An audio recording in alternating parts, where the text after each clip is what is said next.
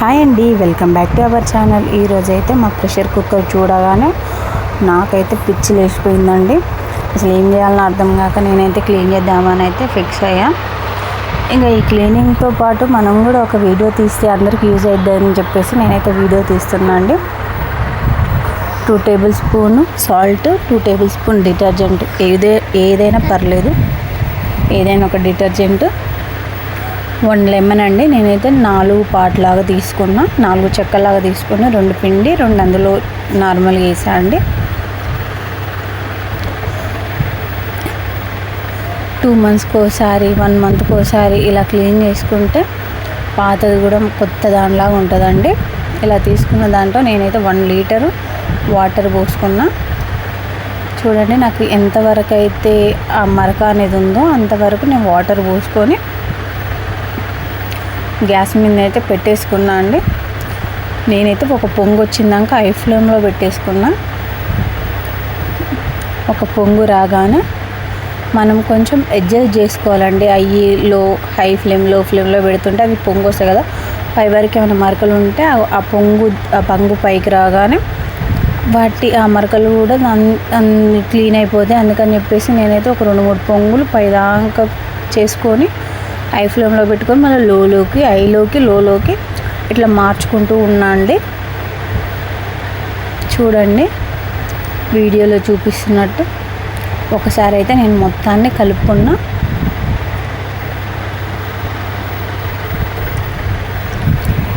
ఇలా ఒక 15 నిమిషాలు ఉంచితే సరిపోతుందండి.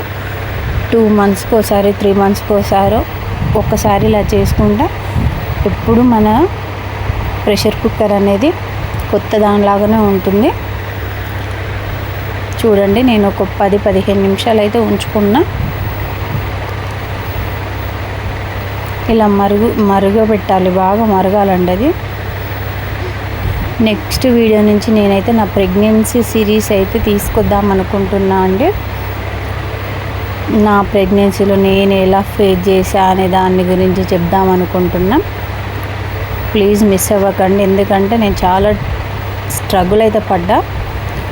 కొంతమందికి నేను తీసుకున్న సజెషన్స్ అందరికీ యూజ్ అవుతాయి అని చెప్పేసి అయితే నేను ఇప్పుడు అందరికి కామన్ ప్రాబ్లం అదే అయిపోయింది కదండి. నాలాగా అలా ఎవ్వరు చేయకూడదని చెప్పి నా ప్రెగ్నెన్సీ సిరీస్ని అయితే మీకైతే నెక్స్ట్ వీడియో నుంచి చెప్తా అండి.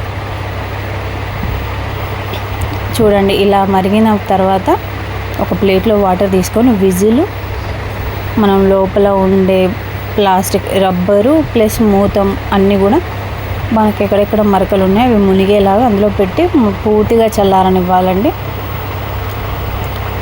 చూడండి, వాటర్ ఎలా అయినాయో, ఆ జిడ్డు అంతా వచ్చేసి పచ్చగా అయిపోయినాయి వాటరు.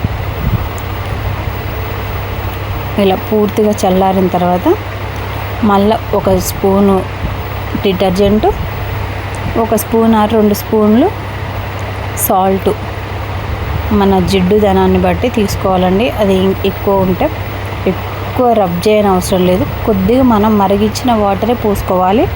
ఎందుకంటే అందులో లెమన్ ఉంది కాబట్టి అదే పోసుకొని జస్ట్ మన స్క్రబ్బర్తో లైట్గా రబ్ చేసుకుంటే సరిపోతుందండి. చూడండి, మీకే అర్థమవుతుంది కదా, ఫస్ట్ దానికి ఇప్పటిదానికి. చూడు, నేను స్క్రబ్ చేసిన తర్వాత వీడియో అండి ఇది. నాకైతే చాలా యూజ్ఫుల్ అయిపోయింది ఈ వీడియో అయితే. మీకు కూడా యూజ్ అవుతుంది అని చెప్పేసి అయితే నేను వీడియో అప్లోడ్ చేస్తున్నా. చూడండి, మీకు చూపించే ముందు ఎంత జిడ్డుగా ఉందో, ఇప్పుడు చూడండి ఎలా ఉందో.